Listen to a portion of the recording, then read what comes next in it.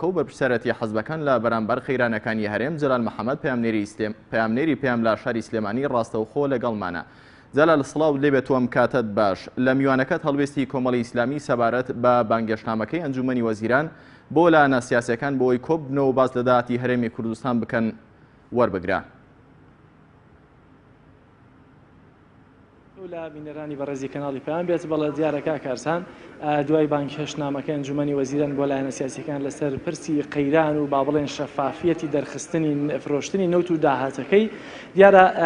هەموو لایەک چاوەڕێی وەڵامی لایەنە سیاسیەکانەکەن بە تایبەتی وەڵامی یەکێتی بزوتنەوەی گۆڕان کۆمەڵی ئیسلامی و یەکگرتووی ئیسلامی بۆی کە بزانن ئایا تا چەند بەدەمەم بانگهێشتەوە دەڕۆن کە بە بڕای زۆرێک لە پەرلەمانتاران بە دەمەوە چوونی لە لایەنێکی سیاسی بەدەم ئەم بانگهێشتەوە ئەوە سەلمێنێکە ینی ڕازیە بەوەی کە پەرلەمان پەخراوە لە بەرەوەی ئەوەی کە دەبێت چاودێری حکوومەت بکە پەرلەمان و پەرلەمانتاران نەک لایەنە سیاسیەکان لەوەی کە گوێ بۆ شەفافیەتی نەوت بگرن یانە دەبێت پێشەوەی کە لایەنە سیاسیەکان یا هەر کەس و لایەنێکی تر باز لە شەفافیەتی نەوت و داهات بکە دەبێت پەرلەمان بێک لێپرسینەوە لەسەرەوە بکە بەڵام من بۆ زانیاری زیاتر لەسەر هەڵوێستی کۆمەڵی ئیسلامی و هەروەها لەسەر ئەو لێدوانی ئەندامی سەرکردایەتی پارتی کە باسی لەوە کردو گویا لایەنە سیاسیەکان ئاگایان لە دۆسیی نەوت هەیە ئەمەوێت لەگەڵ ڕێبوار حەمەد و تەبێژی کۆمەڵی ئیسلامی زیاتر گفتوگۆ بکەم مامۆستا ڕێبوار سپاس بۆ دەرفەتەی کە بە منت داد لەوە دەست پێکەم ئێوە بانگهێشتەکەی ئەنجومەنی وەزیران بۆەوەی کە پێتان بڵێ شەفافیەتی نەوت و داهاتی نەوت لە چیایە چۆن سەیرەکەن وەڵامتان بۆ ئەم بانگهێشتنامەیەتی بەناوی خی گەورە و میهرەبان تەوانم ئێمە جارێک لە دەستگاکانی ڕاگەیاندن و ڕاگەیەنراوەمان بینیوە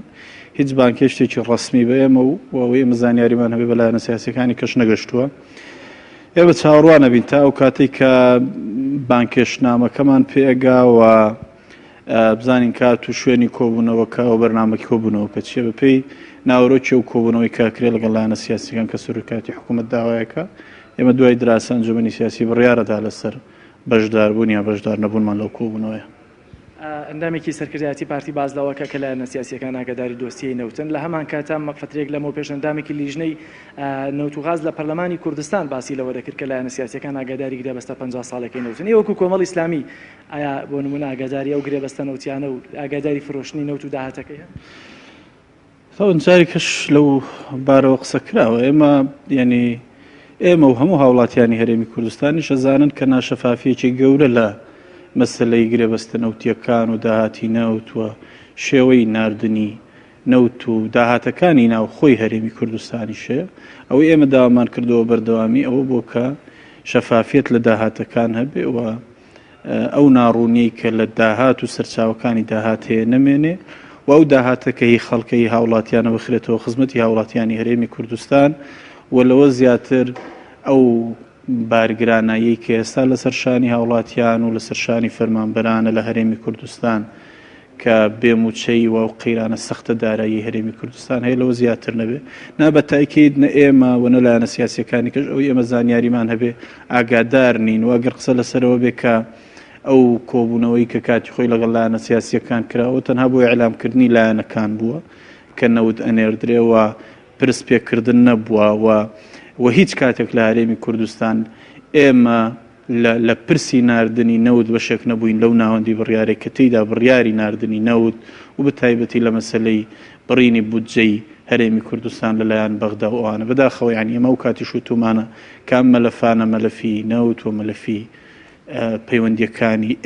هەرێمی کوردستان لەگەڵ عێراق و کۆمەڵێ مەلەفی ترن کە ئێمە کات و شوێنی خۆی قسەمان لەسەر کردووە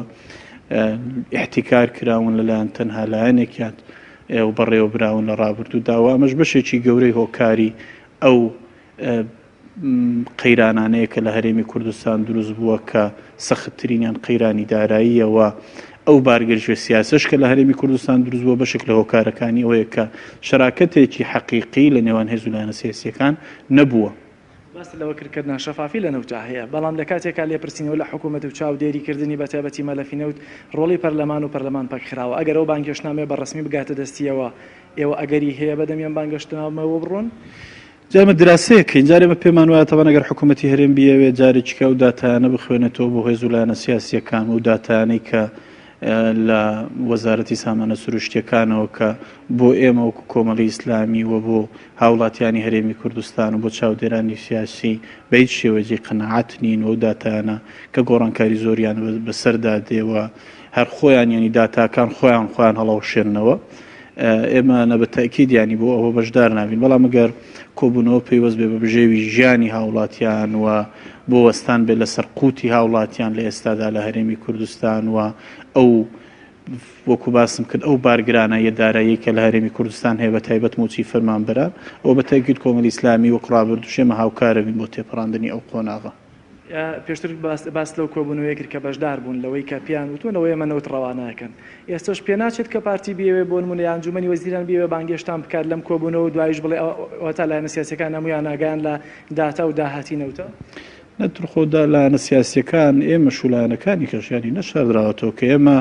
تێبینی جددیمان هەیە لەسەر ئەو بابەتانەوە بە تاکید ئێمە ئەگەر ئاگادار بووینە ئەمڕۆمان وت ئاگادار بووین و بەشێکە بووین لەو بڕیارەوە مەسئولیەتی ئەو قۆناغەشمان هەڵگرت بەڵام کاتێک کە بەشێک نەبووین لەو بڕیارە بە تاکید مەسئولیەتەکەشی هەڵناگرین لە هەرێمی کوردستان من پێم خۆشە لێرەوە بەڕوونی بڵێم زۆرێک لە هەندێک جار ئەویستێک کە ئەم لایەنە سیاسیانە وەک یەک بخرێتنە ژێرباری بەرپرسیارەتی ئەم قەیرانانەی کە لە ئێستا هەرێمی کوردستان هەیە و ئەو نەتیجەی کە ئێستا هەیە ئەم پێنج لایەنە وەکو یەک مەسئول بن من لێرەوە ئیڵم بە تاکید ئەم پێنج لایەنە وەکو یەک بەرپرس نین و ئێمە بەرپرسین لانی کەم ئێمە و کۆمەڵی ئیسلامی قۆناغ بە قۆناغ بەشێک بووین یعنی ئێمە لە قۆناغی ئۆپۆزیسیۆن بوونمان یەکێک بووین لەو لایەنانەی کە ویستومانە چاودێرێکی شەفاف بی و چاودێرێک بین لەسەر حکوومەتی هەرێمی کوردستان و لەسەر دەسەڵاتی سیاسی لە هەرێمی کوردستان و هەرچی خۆمان و کێزێکی سیاسی و فراکسیۆنەکانیشمان لە پەرلەمانی کوردستان و ئەنجومەنی پارێزگاکان ڕۆڵی خۆیان ببین لە قۆناغی بەشداریکردنیشماندا ئێمە هەرویستومانە بەو ئەرکە هەستین و لەبەرەی خەڵک و جەماوەردا بمێنینەوە و تا ئێستا قۆناغ بە قۆناغێ ماتوانین ئێستا لەسەر مەواقیفەکانی کۆمەڵ بوەستینەوە ئێمە ئەرچی سەرشانی خۆمان بەرامبەر بە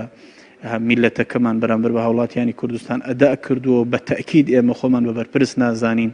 لەو قەیرانانەی کە ئێستا لە هەرێمی کوردستان دروست بوون و خۆشمان بە بەرپرس نازانین لەو گەندەڵیانەی کە هەبووین ئێمە لەوە بەرپرسین کە تێیدا بووین و بە سەرکەوتوانەش ئەتوانین نوێنەرەکانی ئێمە چ لە حکوومەت چ لە پەرلەمانی کوردستان نمونی جوانیان پێشکەش کردووەوە ئێمە شانازیان پێوەکەین و هاوڵاتیانی هەرێمی کوردستانیش لەو ڕۆژایەتی بۆ نوێنەرەکانی کۆمەڵەدا سەربەر پێتوانیان باکێشنامەی ئەنجومەنی وەزیران بۆ کات تێپەڕاندنە یان بۆ هێورکردنەوەی ئەو تووڕەیە کە ئێستا چین و توێژە ناڕازیەکان هەیەەوە بڕیار وایە لە 27 مانگ ئەم ناڕزایە بێتە سەرجاد و سەر شەقامەکان و بایکۆتی مامۆستایان و فەرمانبەران بایکۆتە بکەن بڕات نیە ئەمە بۆ کات تێپەڕاندنی خۆی باشتر وایە دەسەڵاتی سیاسی لە هەرێمی کوردستان بزانێت کە تووڕەیی خەڵک و هاوڵاتیان لەسەر چییە کە لەسەر بژێوی ژیانیانە و لەسەر موچەکەیانە و لەسەر ئەو قەیرانە سیاسیە کە لە هەرێمی کوردستان دروست بووە بۆیە بە دەستبردننی ڕاستەقینە بۆ عینی قەیرانەکان و چارەسەریان ئەتوانین تەجاوزی و قۆناغ بکەین کۆمەڵی ئیسلامی چۆن مامەڵە لەگەڵ ئەو ناڕزایی خەڵکە ئێمە پێمان وایە هاوڵاتیانی هەرێمی کوردستان لە ینی لە پەیامی جەژنیش بەڕێز مامۆستا عەلی باپیر ئەمیری کۆمەڵی ئیسلامی ئەوەی دووپات کردەوە کە هەرێمی کوردستان گەشتۆتە قۆناغێک کە پێویستە بەجددی بیر لە چارەسەر بکرێتەوە ڕەنگە تووشی بارودۆخێک بینەوە کە باجەکەی هەمومان بیدەینەوە بگەینە قۆناغێک کە نەگەڕینەوە دواوە. زۆر سپاس بۆ جەلال محەممەد پامنێری پێم لە شاری سلێمانی سپاس بۆی کە هەڵوێستی کۆمەڵی ئیسلامیتان وەرگرت لە بەڕێز ڕێبوار حەمەد وتەبێژی کۆمەڵی ئیسلامی سەبارەت بە بانگێشنامەکەی ئەنجومەنی وەزیران بۆ حەزب و لایەنە سیاسیەکان سپاس بۆ زانیاریەکانی بەڕێستان.